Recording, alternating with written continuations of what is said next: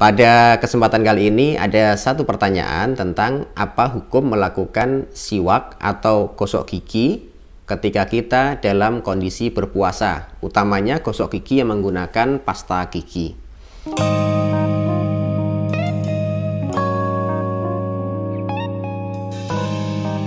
Assalamualaikum warahmatullahi wabarakatuh.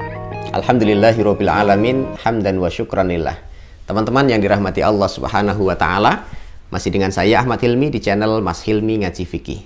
Pada kesempatan kali ini ada satu pertanyaan tentang apa hukum melakukan siwak atau gosok gigi ketika kita dalam kondisi berpuasa, utamanya gosok gigi yang menggunakan pasta gigi.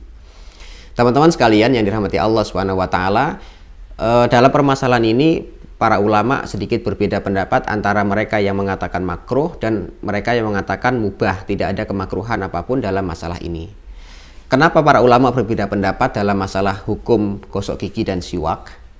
Setidaknya satu dari hadis Nabi Shallallahu Alaihi Wasallam yang akan kita awali pada pertemuan kita kali ini yang berbunyi, balik fil istinsyak illa antakuna sha'imah. Bersungguh-sungguhlah dalam melakukan istinsyak, yaitu menyerot air dengan hidung kemudian mengeluarkannya lagi, illa antakuna sha'imah, kecuali engkau dalam kondisi berpuasa. Teman-teman sekalian, perbedaan pendapat ulama tentang hukum hukum siwak tadi itu berkaitan tentang penggunaan air yang ada di dalam mulut kita atau rongga mulut kita ini. Bahwa melakukan kumur-kumur, melakukan istinsyak itu merupakan bagian dari sunnahnya wudhu, atau sesuatu yang harus dianjurkan di dalam melaksanakan wudhu. Itu ketika di luar kondisi puasa. Artinya kalau istinsyak ya yang sungguh-sungguh, ketika kumur-kumur pun harus sungguh-sungguh gitu. Tapi kata Nabi Shallallahu Alaihi Wasallam, balik fil istinsyak, lakukan istinsyak itu secara sungguh-sungguh, illa antakuna sha'imah, kecuali kalau kamu dalam kondisi puasa. Artinya penggunaan air ketika kita dalam kondisi puasa itu tetap dibolehkan, berkumur-kumur tetap dibolehkan, istinsyak istinsar tetap dibolehkan, hanya saja penggunaannya tidak sama sebagaimana ketika kita di luar puasa. Kenapa? Karena kondisi puasa itu sangat memungkinkan adanya potensi masuknya air ke dalam tenggorokan kalau kita tidak berhati-hati dalam penggunaan air di rongga mulut kita ini. Maka hukum, ada sebagian ulama yang mengatakan makruh, itu sebenarnya makruhnya karena kehati-hatian tadi. Ada yang mengatakan tidak makruh kalau kita benar-benar bisa menjaga bahwa air atau cairan yang ada di dalam mulut kita, utamanya kalau kita tadi gosok gigi menggunakan pasta, itu tidak berpotensi masuk ke dalam tenggorokan, maka itu hukumnya tidak makruh.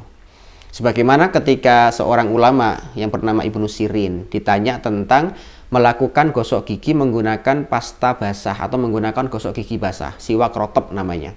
Beliau mengatakan apa? La ba'sa bisiwaki rotbi, yakni lis-sha'im, tidak masalah melakukan gosok gigi basah, artinya sebagaimana yang ada di masyarakat kita sekarang ini, lis-sha'im, bagi orang yang berpuasa gitu. Kemudian ada yang mengatakan kepada beliau, qila lahu ta'mun, wahai imam, bahwa siwak yang basah itu memiliki rasa gitu. Maka beliau menjawab dengan argumen, wal ma'u lahu ta'mun, bahkan air yang tidak ada apa-apanya pun dia punya rasa gitu. Wa anta tumatmidu bihi, sedangkan engkau tetap menggunakan air tersebut itu sebagai bahan untuk kumur-kumur. Artinya kumur-kumur itu boleh dengan air yang sebenarnya juga berasa, maka melakukan siwak yang menggunakan rasa pun tidak masalah.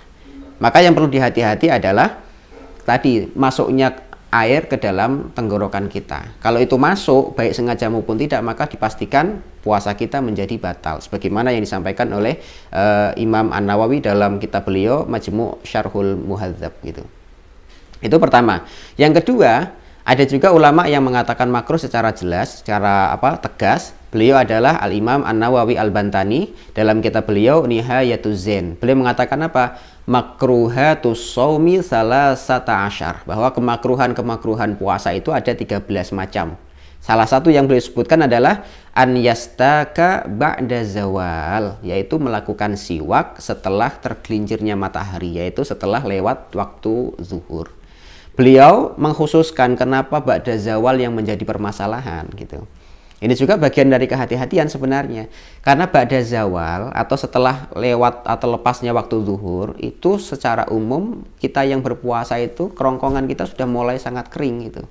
Karena kondisi sangat kering itu, maka ketika ada cairan yang ada di dalam rongga mulut kita, maka sangat-sangat berpotensi dan membahayakan terhadap puasa kita. Karena itu sangat mungkin dia terlewat di tenggorokan kita tanpa sengaja gitu. Kalau itu terjadi, maka tetap puasanya dianggap batal gitu. Kenapa batal? Kan itu tidak sengaja gitu mamanya. Kan pertanyaannya, iya, masuknya air ke dalam tenggorokan itu tidak sengaja, tapi memasukkan air ke dalam rongga mulut itu sengaja. Maka proses sengaja itulah yang menjadikan puasa kita tetap dianggap batal kalau ada air yang terserap atau masuk ke dalam tenggorokan secara tidak sengaja. Jadi itu. Jadi ulama yang membolehkan seperti Ibnu Sirin tadi mengatakan silahkan melakukan siwak asalkan aman, itu hukumnya tetap mubah gitu. Walaupun air atau siwak yang kita gunakan itu berasa, karena air sendiri sebenarnya punya rasa gitu. Yang kedua, kata Imam An-Nawawi Al-Bantani, beliau mengatakan itu dianggap makruh karena kalau sudah melewati batas sholat zuhur itu sangat-sangat mengganggu tenggorokan kita yang dalam kondisi basah dan memang membutuhkan cairan dari sejak pagi tadi itu.